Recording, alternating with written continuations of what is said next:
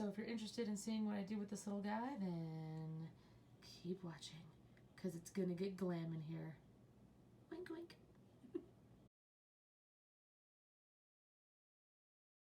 So I'm serving up some 80s realness right now for you guys. I have been watching a lot of Stranger Things though lately, so that's kind of what got my 80s earrings happening, get the rhinestones going on. I decided to do some kind of like wild stuff with my eye makeup. I don't know if it's working for me, but I do feel like kind of an evil Disney queen, and so, or have a prince chained in my dungeon like Maleficent, which, you know, could be happening right now. You don't know. You've not seen my basement.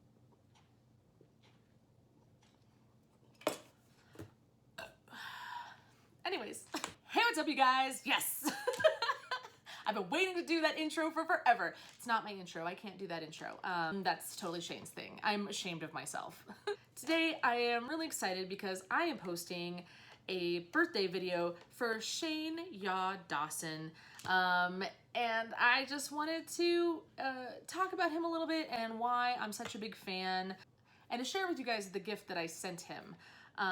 Which takes a little explanation, but that's fine. Shane is probably my favorite YouTuber. I find him to be incredibly entertaining. He's very funny. If you've ever watched any of his videos, you know this already. If you haven't watched any of his videos, what the fuck are you doing here? Go watch his videos. I'm literally no one. But I'm not an old school Shane Dawson fan. I actually didn't really know anything about Shane until the first Jeffree Star series came out. And then I really liked that series, but I'm a pretty quick study, and when I find an artist whose work that I like, I tend to really like immerse myself and like read all their stuff, watch all their work, and check it out. So after watching the Jeffree Star series though, I started going back and watching Shane's older posts, and I kind of watched them in reverse. So it's kind of like a Shane Dawson time capsule, right? But just kind of seeing his progression as a person, as an entertainer, has been really, really cool. So even if you're not a fan of his work online, I would highly recommend that you read his books. He's got a really strong writer's voice, and they're just awesome. I mean, so they're anecdotal, they're funny and raunchy and sentimental and sweet, and I think they're great, and I think it's probably one of the best ways that you can really kind of see inside of his brain and see what kind of a person he really is, other than what he's just projecting out there. And I literally cried in my car listening to the audiobook at the end of the novel. Shane is just like one of those really polarizing people, you know, like he's one of those people that you either love him or hate him, and I can totally relate to that. I am the type of person that people either they're really on board with or they wish I would gargle with broken glass. I appreciate his commitment to creating the stories and videos that he wants, you know, to tell the story he wants to tell. I don't like how people in general, but especially the entertainment industry, tries to pigeonhole people into like one genre. Like they're very comfortable with you being one thing, and they like to categorize you. Okay, you're this type of person, you're this type of comedian, or you're this type of storyteller. And they don't want you to be funny and stupid and insightful and compassionate and serious and everything that a human being is. Like we're all super dynamic and have all these angles to ourselves. So I believe that you can be a beauty guru and tell conspiracy theories and make a ranch fountain. And I feel like it's something I've dealt with a lot, and I'm sure a lot of other people have dealt with, that it's just, there's a similar issue with being, it's kind of this reoccurring issue with being a jack of all trades. And like for a long time, people kind of told me that that I couldn't do all the things that I wanted to do, that I had to pick one, you know, pick one art, pick one skill. And I was told that you'll spread yourself too thin, like you'll kind of dilute your talent, which is 110% horse shit. It's hard and you do have to put a lot of effort into things, but you can absolutely be whatever you want to be, like if that's who you are. And if you happen to have all of these ideas that you want to express, I think it's amazing that you don't let the world, I can't speak, that you don't let the world dull you down and tell you what you have to be, to make you more manageable or make you more easy to swallow for other people. I just love that about Shane, and I know that's not what people get from his videos. That's the other thing, is I know a lot of people see his videos and they see just kind of a maniac doing random shit, but the truth is he's versatile. And like, I mean, like, obviously, you know, us bisexuals, we have a hard time picking a side. So we like versatility. We like to check out different angles of things. So yeah, that's why I like Shane. Another reason I like him is because he reminds me of my two best friends. Like, obviously he's very relatable. That's why he has such a large fan base, I think. But I swear to God, like, Shane is like this perfect amalgamation of my best friends, Tiffany and Matt, and like everything, like all of their different, you know, like cute little quirks and like their psychoses. And my friends and I are all filmmakers too, so there's kind of this like bonding factor for anybody who's been you know, in production or on film sets. So like, Shane just feels like the type of people I hang out with anyways. So I'm familiar with a lot of his struggles, including, you know, body dysmorphia and psychic sensitivity and trust issues. But then this other really cool thing has happened lately, right? So I've loved seeing him sort his shit out. And that's been one of the things that's been so awesome here in the last couple of years, is just seeing him crawl out of kind of the hole he was in for a while, and in the last year rediscovering his voice as a storyteller. You know, I feel like he kind of got the shit kicked out of him creatively for a while there and emotionally, and was trying to figure stuff out. So I like that in recent years here he's been doubling down on what kind of a filmmaker he wants to be. And I think a lot of that is due to the love and support of Ryland, who I wasn't sold on at first, because I wanted to make sure he was good for Shane, you know, like, which is none of my fucking business. But you know how you do. Like, when your friend is like dating a new person, you want to vet them a little bit. And I feel like over the last few years here, I've been completely sold on Ryland. He's amazing for Shane, and it's a lot easier to believe in yourself when someone else has believed in you first. And I think that's what Ryland gives him, is the confidence and the support.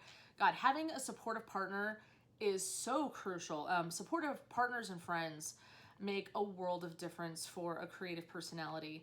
So I'm just so happy to see him growing into this new phase of his life, this new evolution of his existence, which makes him sound like a Pokemon, like, right? Like his fucking evolution. Yeah, I'm a geek. I'm a fucking nerd. There's actually a lot of ways in which I'm more like Garrett than Shane, but it's fine. On to the gift. On to the gift situation. So I have never sent a gift to like a celebrity or anything like that. You're familiar with them, right? And so because you know their work and they have no fucking clue who you are, and you don't want to be like, oh my God, I'm like your biggest fan. Like, you don't want to be a fucking weirdo. Okay, coming back around to this gift. I was in Goodwill shopping for props and knickknacks and everything, like I do, because I refurbish stuff for film sets, and then I also, it's where I look for things if we're going to be dressing a set. And I saw this little pig sculpture, and it was a little rough, and I'll slap up a picture in here, but I don't know, like, it was really cute. And it just had a lot of personality, you know? And so I got this idea that I was like, well, maybe if I like, you know, I was like, when's Shane's birthday? And so I looked it up. I was like, what if I like refurbish this thing? Like, what if I give this pig a glow up and, you know, give it to Shane for his birthday? And so I bought the pig for $2.39. It was worth every penny. And I brought it home, and then I was kind of digging through I have like a box of like bric-a-brac of just like miscellaneous kind of glittery and shiny things from film sets, right? and I came across, it was actually the base of a perfume bottle. And so it's like this little crown, and I put it on the pig's head, and I was like, yes, this is fucking happening. And so, so I painted up the pig, and I have a little time lapse. I'll fast forward since it's kind of boring watching somebody paint, I'm sure. So I have this little time lapse of me painting the pig and giving him his little crown, and I gave him some little sparkly rhinestone eyes, and I am a huge, huge loser. But who gives a shit, honestly? I mean, I don't know if it makes Shane smile. Like the thing that what it seems like to me, you know, like I said, I don't know this person. We've never hung out. But that seems like the type of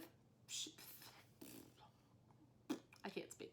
That just seems like the type of thing that Shane would appreciate, you know, like a cute little pig statue. So I will now play the video of me giving King Piggy his glam makeover, and I hope you enjoy it.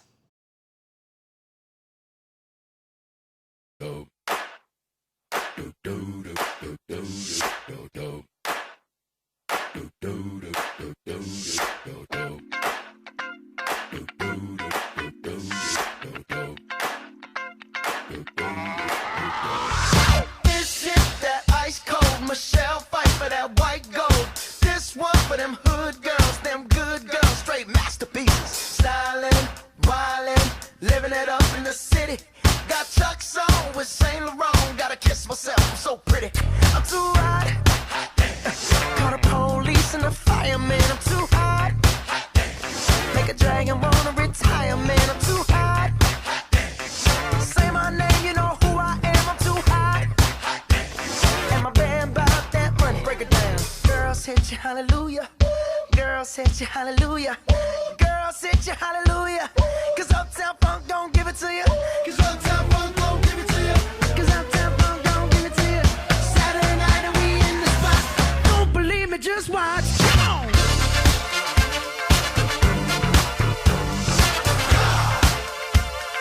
Don't believe me, just watch.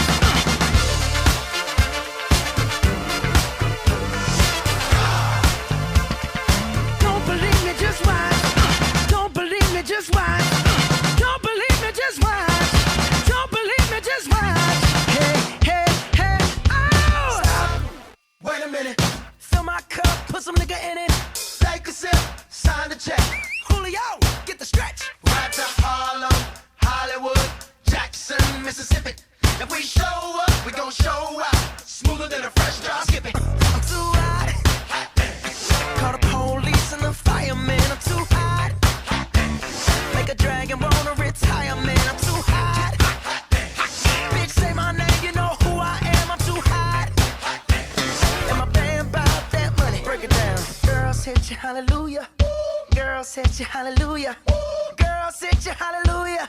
Cause Uptown Funk don't give it to you. Cause Uptown Funk don't give it to you. Cause Uptown Funk don't give it to you. Saturday night and we in the spot. Don't believe me, just watch. Come on.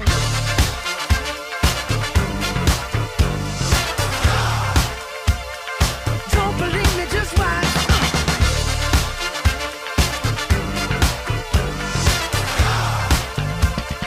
Don't believe me, just watch. Don't believe me, just watch. Don't believe me, just watch. Don't believe me, just watch. Hey, hey, hey, oh!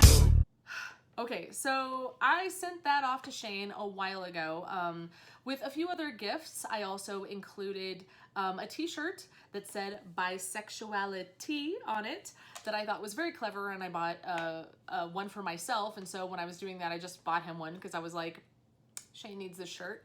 And then because I am a self-serving jerk, I included a copy of my book because, I mean, number one, yeah, like obviously there's this part of me that's like, oh, wouldn't it be cool if Shane actually liked my book too, right? Like, I'm a jerk. But also, I mean, it's totally up his alley. I mean, it's smutty enough, it's bisexual enough, it's kinky enough, and he'd probably be really into it. I mean, my books are completely his bag. Like, that's totally the type of shit he'd be into. I mean, you just have to listen to his podcast to find out that, like, Shane is a freak. Like, he's totally into BDSM. He knew who Cytherea was, and I thought I was the only person who knew who Cytherea was, and that's fine. So I sent the box of all of the gifts off to Shane. So in the comments below, number one, you should wish Shane a happy birthday. And number two, tell me what's your favorite thing about Shane Dawson. Tell me when you started watching him and why you've kept watching him. And are you excited about the new series? And I don't know, geek out with me. Totally do it because I'm a complete nerd and I'll go there with you on it. As always, subscribe to my channel. I am actually in progress with making my official website so people can buy my merch, like I'm a Paul brother. Oh, fuck. So anyways, you guys, I really hope you enjoyed this video. I hope Shane watches it. Like, of course, like selfishly, of course I fucking hope he watches it. But he might never, ever check it out. And the truth is that's okay because you don't, here's the thing. You don't send people gifts, especially strangers. You don't send them stuff expecting to get something in return. Like, honestly, I just hope like he enjoys it. Like, I hope that it gives him a laugh, and I totally hope that he likes my book, you know, if he reads it. I'm assuming that he probably has to like travel a lot, and you know, with being on flights and things like that, you might need some porn to entertain. Oh, porn, did I say that? Erotica, classy erotica to entertain himself with. So Shane, if you're watching this, I hope you have an amazing birthday full of cake and ice cream and sprinkles and spankings and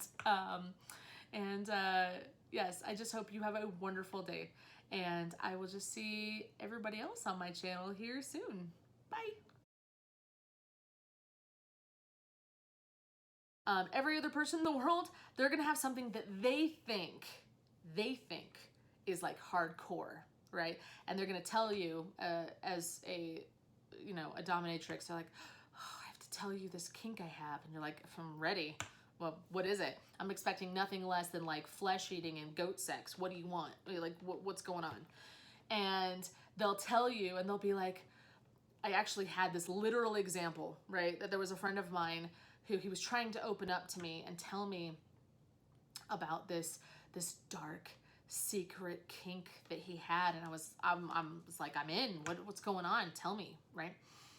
And he's like, after like 35 minutes of me basically begging him to tell me and like trying to reassure him that I would never let anyone know his deep dark secret, he finally confided in me that he wanted to have anal sex with his wife.